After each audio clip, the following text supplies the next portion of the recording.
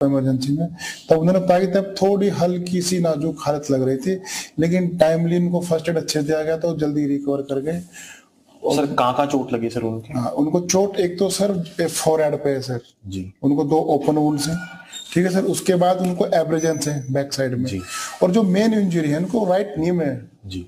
उसमें हड्डी में तो कोई इंजरी नहीं है, एक्सरे नॉर्मल आया है। मैंने उनको क्लिनिकली एग्जामिन करने का प्रयास किया, लेकिन पेन बहुत ज्यादा था जी। लेकिन फिर भी मुझे क्लिनिकली लग रहा है कि उनको शायद कॉम्प्लेक्स नी इंजरी है, सॉफ्ट टिश्यू इंजरी, यानी कि उनको लिगामेंटल या मेनिस्कस टियर्स उसमें एमआरआई में हमने देखा कि वहां पे ऋषभ पंत जी पड़े हुए।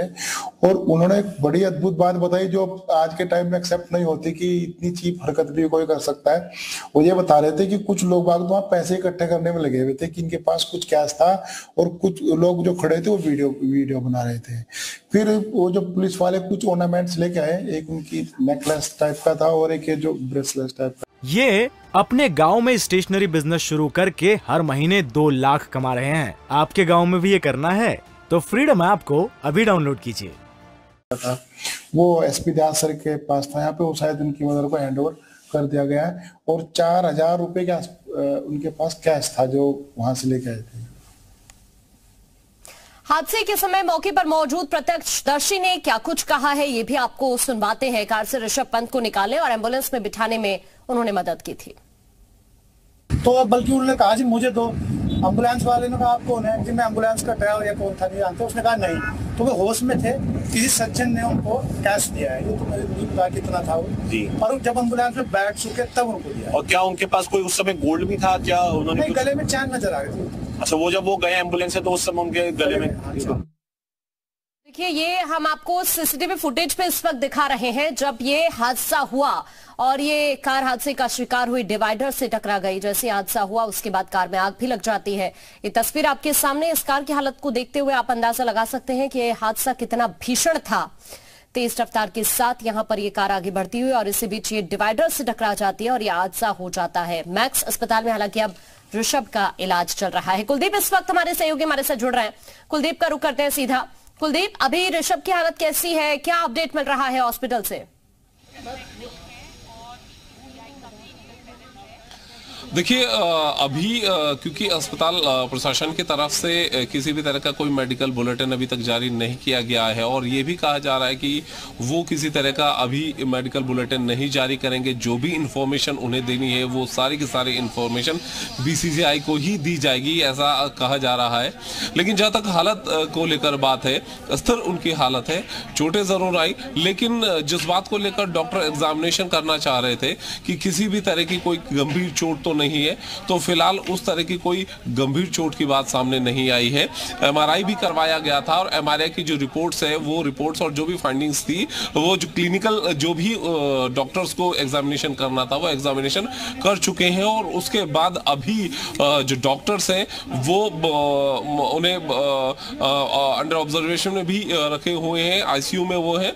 खतरे की कोई बात नहीं है। पहले भी जब सुबह के वक्त जो हॉस्पिटल के सुप्रिंटेंडेंट थे उनसे बातचीत हमारी हुई थी तो उनका कहना था कि किसी भी तरह की खतरे या किसी की तरह की डेंजर वाली बात या फिर कोई गंभीर चोट वाली बात, इस तरह की कोई बात नहीं है। लेकिन फिर भी जो एग्जामिनेशन करना इसलिए जरूरी हो जाता है कि अगर कोई गुम चोट या अंदरूनी कोई चोट लगी है तो वो कम से कम उसको डिटेक्ट कर लिया जाए और उस हिसाब से फिर ट्रीटमेंट चलाया जाए। तो एमआरआई जो किए गए थे उनके रिजल्ट भी आ चुके हैं और अब जो ट्रीटमेंट चल रहा है वो आईसीयू में चल रहा है। लेकिन इस बारे में डॉक्टर्स क्या कुछ कह रहे हैं, कब तक हेल्थ बुलेटिन जारी हो सकता है, इस बारे में कोई जानकारी मिली है क्या अभी कुलदीप? देखिए, इस बारे में किसी भी तरह की बात अब नहीं की जा रही है, न ही कोई जानकारी साझा की जा रही है हॉस्पिटल एडमिनिस्ट्रेशन के द्वारा। सीधे तौर पर जो जानकारी उनके पीआर सेक्शन से मिली है वो ये कही गई है कि अब जो भी इंफॉर्मेशन शेयर होगी वो बीसीसीआई को शेयर होगी, उसी के थ्रू अगर कहीं और इंफॉर्मेशन शेयर होगी। लेकिन ये डायरेक्टली मीडिया से ना तो कॉन्टेक्ट करके कोई भी इंफॉर्मेशन शेयर करेंगे, न ही कोई जानकारी देंगे। जी ठीक है, यानी अभी बीसीसीआई की तरफ से ही जो भी इंफॉर्मेशन होगी वो सामने आने वाली है। लेकिन अगर कुलदीप देखा जाए तो सीएम धामी ने भी इस हादसे को लेकर कहा है कि जो भी राज्य में खर्च आएगा वो राज्य सरकार की तरफ से ही उठाया जाएगा।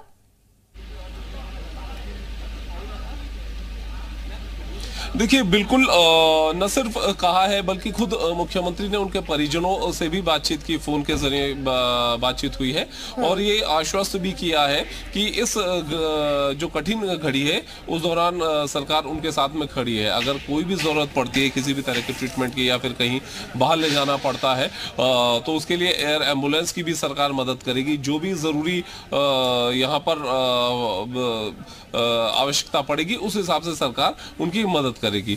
सरकार की तरफ से पूरा आश्वासन जो है वो दिया गया है।